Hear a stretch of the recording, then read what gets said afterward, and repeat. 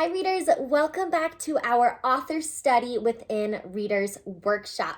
Now, as you know, we have already really dove into Eric Carle, and now we are studying the fabulous author and illustrator, Leo Lionni. And by the way, kiddos, I'm not sure if I'm pronouncing his name correctly. Some people say Leo Lionni. I've always called him Leo Lionni, and he is not here to tell me the way in which it's supposed to be pronounced, so that's the way I pronounce his name.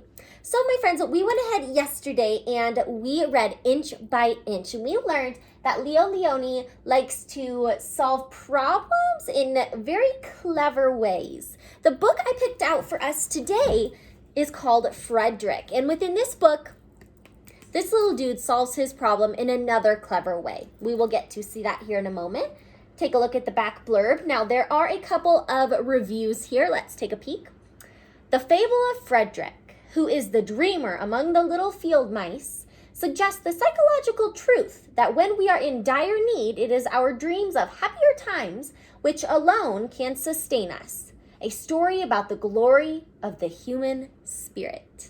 And that was by Bruno Beetelheim. And there's another one down here.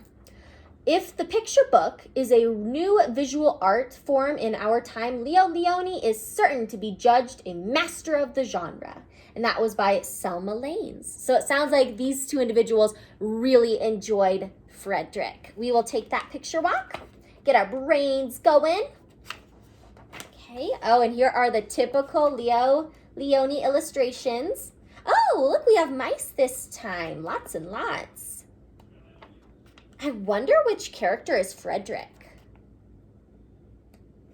Okay. Oh, it looks like the seasons are changing, huh? Okay. Oh. Oh, wow. Looks like something magnificent is happening here. Whoops. Oh, I bet that's Frederick. Okay, boys and girls, so let's go ahead and read together Frederick. Now, as always, I want you to be thinking about what am I learning about Leo Lionni as an author and or illustrator, so that we can go ahead and write that down on our author study poster. Let's see what we can learn more about this particular author in the book, Frederick.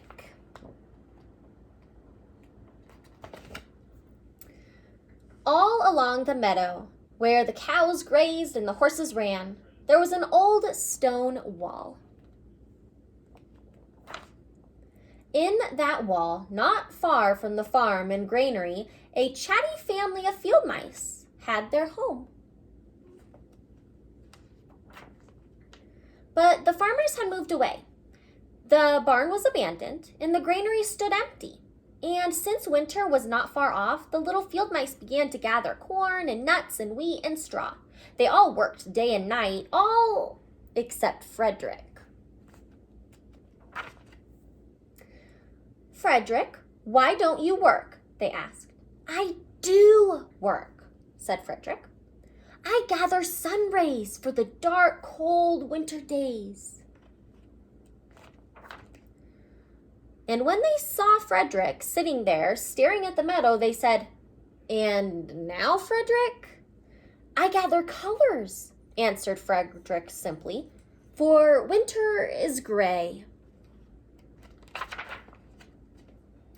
And once Frederick seemed half asleep, Are you dreaming, Frederick? They asked reproachfully. But Frederick said, Oh no, I am gathering words, for the winter days are long and many, and we'll run out of things to say. The winter days came, and when the first snow fell, the 5 little field mice took their hideout in the stones. In the beginning, there was lots to eat, and the mice told stories of foolish foxes and silly cats. They were a happy family. But little by little, they had nibbled up most of the nuts and berries. The straw was gone, and the corn was only a memory. It was cold in the wall, and no one felt like chatting. Then they remembered what Frederick had said about the sun rays and colors and words. "What about your supplies, Frederick?" they asked.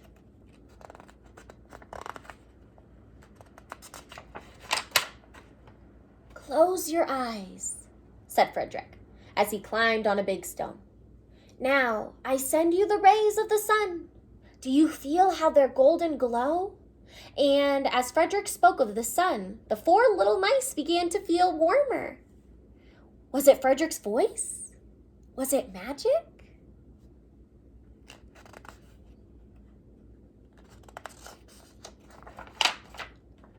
"And how about the colors, Frederick?" they asked anxiously. "Close your eyes again," Frederick said. And when he told them of the blue periwinkles, the red poppies and the yellow wheat, and the green leaves of the berry bush, they saw the colors as clearly as if they had painted them in their minds. "And the words, Frederick?" Frederick cleared his throat, waited a moment, and then, as if from a stage, he said, "Who scatters snowflakes? Who melts the ice?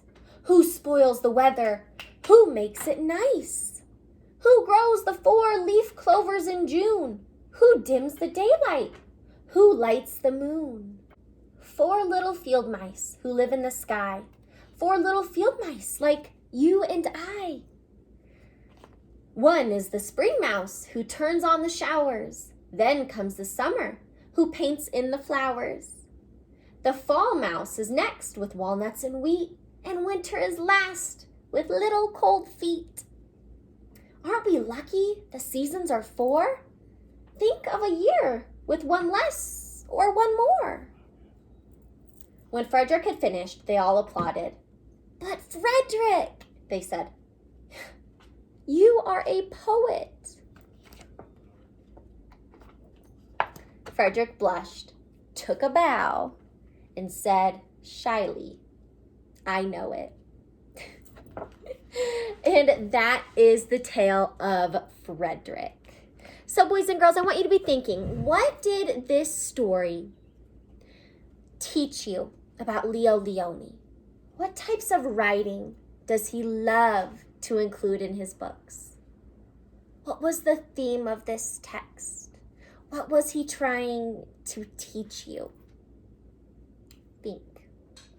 Alrighty, my friends. I'm thinking a lot of you have your ideas. Now I'm going to go back to that question I asked. What is the theme of this story? Or what is the author trying to teach you? I believe that Leo Lionni is trying to teach us to have hope. Have hope, even when times seem very, very bad, or they seem almost impossible to get out of. Everything is temporary. We must have hope. Let's go ahead and write that down about Leo Lionni. He loves to teach his readers hope. So let's write teaches readers to have hope. Teaches readers to have hope.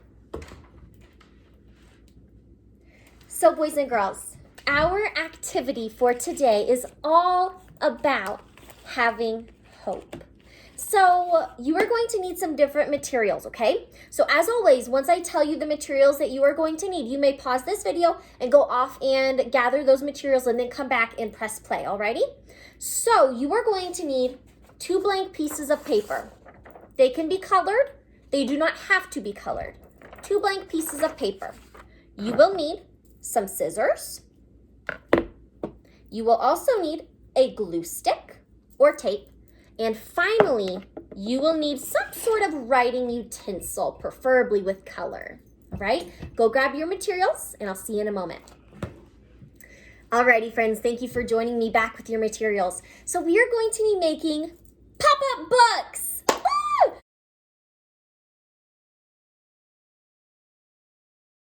Now, friends, pop-up books are a beautiful artistic way to show how people or characters can prevail, how they can pop through challenging times. So boys and girls, right now has been sort of a challenging time, right?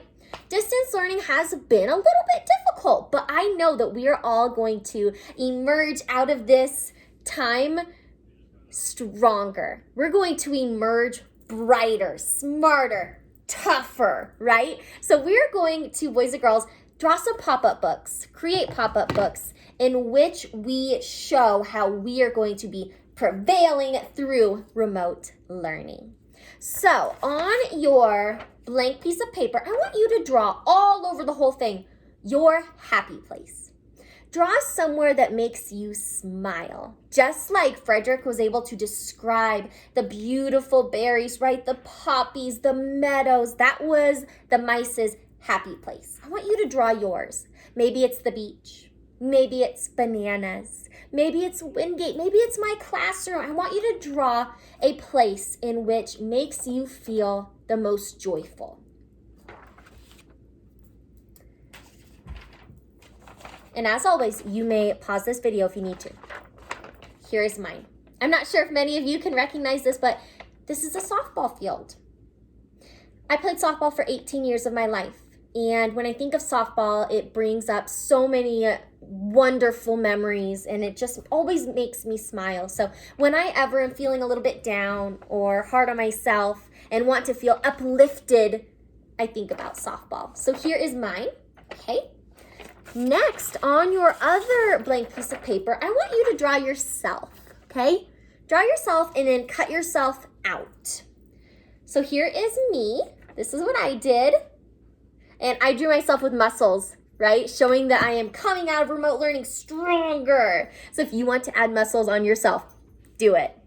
And kiddos, you can cut it out more precisely if you'd like, but if you just want to do it this way too, totally good. So once you've done that, you should have both of these pieces ready to go. And then you may grab your scissors. Now this is where it can get a little bit tricky, okay? But I know you guys can handle this. So you need to fold your happy place, either like a hot dog or like a hamburger, however you want. I like to do it this way. And so you fold it in so that you can't see your happy place anymore.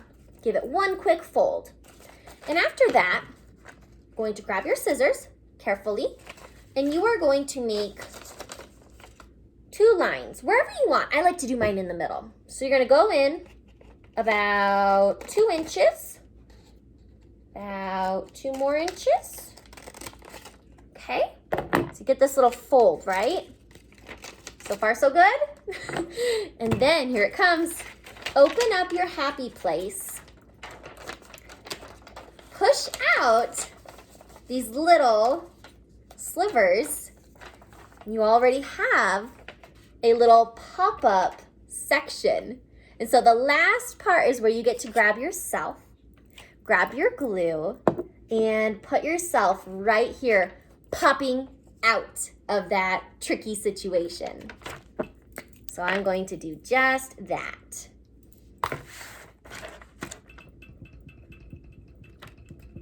And kiddos, I suggest putting quite a bit of glue.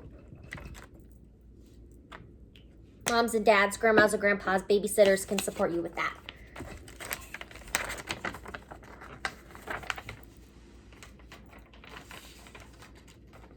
And look at that, boys and girls. Ah! Look at that. I am in my happy place. I am popping out of that challenging time so much stronger, so much brighter, so much smarter, and so much more myself confident. So now, boys and girls, you get to make your very own pop-up books to remember that distance learning is only temporary. We are almost complete, and next year you will be emerging as stronger, smarter, brighter second graders, okay, boys and girls? So make up your pop-up book, and just like Frederick, have that hope. Always, if you're having a tough day, if things aren't going your way, go back to that happy place in your brain so that your whole body, your whole soul can get immersed and be transported to that destination. All right, boys and girls, thank you, Lionni, for teaching us something new again, to always have hope.